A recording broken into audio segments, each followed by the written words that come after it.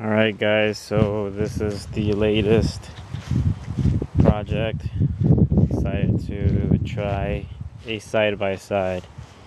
It's a 2004 Rhino 660. The engine came in pieces.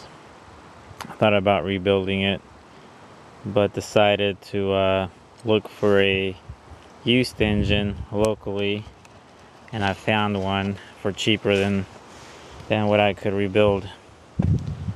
The engine case and all is still good. You know, with the 660s you have the problem of the rear or the drive shaft breaking and cracking your case. The one that came with this side by side was good, but I picked this motor up pretty much the next day, so decided to go with that. I already installed it. I cleaned the engine first. It is kind of heavy, so I carried it, put it on here, and then kind of got the straps, rigged it up, and just kind of jacked it up, and then lowered it little by little until I had it in place. Right now it's just pretty much sitting there. Now I have the headache of figuring out all the wiring. Most of it is probably easy, but it looks like they have some extra wires here that they kind of made. It looks like it anyway.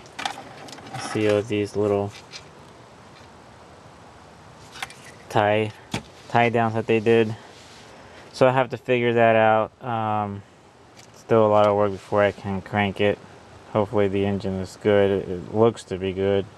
Hopefully it doesn't smoke or anything. So I need to figure out the fuel line. Pretty sure these have some kind of a fuel pump, and I think this is it here, because it's not gravity fed like the other four-wheelers. So we'll see how it goes. Right now I'm gonna try to figure out the wiring. None of the clutches are in there yet. Just have it sit in there for now. Try to hook up the exhaust, the wiring, and then just kind of go from there. But this is pretty much the Rhino. I think it's in decent shape. The paints or the fenders are a little faded. Tailgate works, or the bed actually. I did come snorkeled. That's probably why the other engine's in pieces. The rod bearing was completely out on it. So I'm gonna go ahead and try to install this one and hope it works. Differential looks to be in good shape, but I'm sure I'm gonna come across more problems once I start getting into it a little bit more. Alright guys, I'll give you a quick update. I installed the engine with the engine mounts. These engines are backwards from the four-wheelers. The head usually is in the front, so this one's backwards. I'm sure it's because of the space and all, but you have four engine mounts, two in the front, two in the back. The ones in the back have short screws, the ones in the front have longer screws. That's a way you can remember if you ever do something like this. All the hoses are hooked up, most of them anyway. The little ones I haven't figured out yet, but the big hoses, if you leave them in the Rhino, they kind of line up with the engine, so it kind of makes it easy. You have that one there, and then you have one down here that kind of lines up. And then you have the oil ones, two oil ones for your oil filter. They go to your oil filter from your oil cooler in the front. That goes there. Right now I'm just gonna finish cleaning the carburetor, kind of have it in the solution because it was pretty hard. I guess it's been out in the elements for a while, so the throttle does not move at all. I'm gonna see if I can get it to move a little bit, and that's pretty much it. Okay, so yesterday I was trying to film me cleaning the carburetor and stuff while it was soaking. I took it out and it's still stuck, so I took it out of the solution, put some PB Blaster on there, so now I'm gonna see if it works. I took the wire completely out, the throttle cable, to check it. It looks like it's still hard. Yep. So I'm gonna mess with it some more, because I'm sure it's not supposed to be that tight. I'm gonna leave it in there for one more day.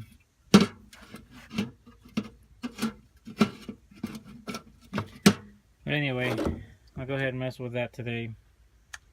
I may put some of the clutches back on, maybe the primary first or both. I'm not gonna mess with it too much today. I ordered one of these. I think it's called a fuel pickup something. I'm gonna reuse this pipe on there. I found one on eBay for like 22 bucks, and it's a stainless steel one or aluminum one that I'm sure will be better than this plastic one. I looked up a few things on it, and it's kind of typical for them to break. I do have a new fuel pump. I may go ahead. Came with the Rhino, so I may go ahead and change it to not mess with it. But yeah, that's pretty much it. I have some more plans for it. I eventually want to put a light bar. It did come with the speakers. I want to change them out and put like a Bluetooth. Take this crap out and put the main program there to kind of run everything. Right now he kind of had like a little iPod hooked up to it. I want to get a digital screen.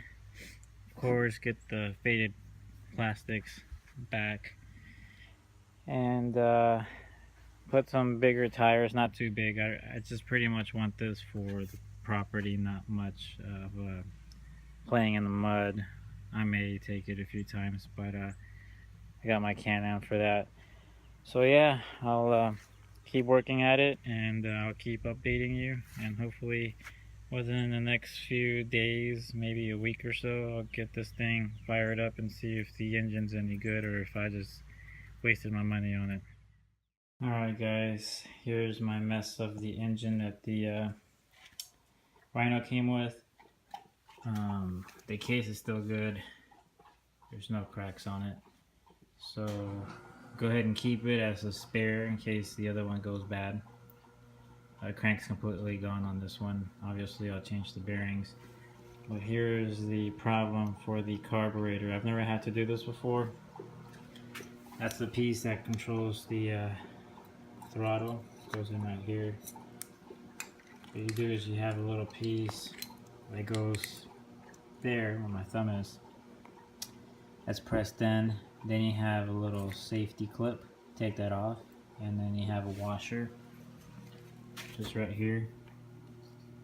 There's a clip, washer, seal, and then you just kind of tap it out with the hammer and like just anything really, a screwdriver or something small that'll fit in the hole. I used this little punch here, and then I just pulled it out the rest of the way. So now the fun begins to see how this thing goes back in and to see if it works. What I did is took it out, cleaned it, and I sanded it. It was all rusted out right here and right there. So sanded it. I hope this will fix it, and I'm sure it will. But I didn't really want to buy a new carburetor just yet. So this is what I did. If you have that problem, try this. We'll see if it works. If not, we'll try something else. Okay, so I tighten this thing up. This thing kind of separates from the main part of the carburetor. I'll just make sure you put it exactly how it goes. If you take pictures or take a video, it'll help a lot. Hopefully this video helps too, but you just tighten them up. You have the spring here. It only goes in one way where it catches. Then you put your little pin in there. But on the other side, is right here. Once you put your little locking pin, you have like a few washers and then the rubber piece. And then this little cap just presses on there and keeps all the dust away. You probably don't need to take this out, but I went ahead and did it just so I can sand the little hole inside.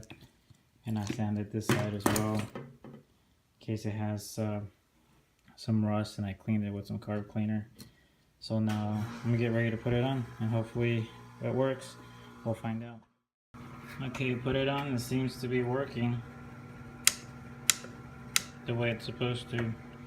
Put it on, you kind of pick the little spring up, and as you're putting this piece in, you put it in that little groove, which you'll kind of see if you do this, and just kind of turn it, because otherwise this little piece right there won't let it go the way around. Just push it in and just kind of turn it, and then push it in the rest of the way. That way the spring can have a little springy feel to it.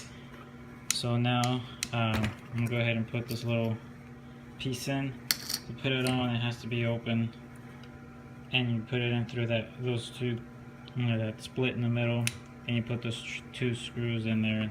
That's what holds it together. So I'm gonna go ahead and do that, then put the washers and the little clip on there, and that should be it.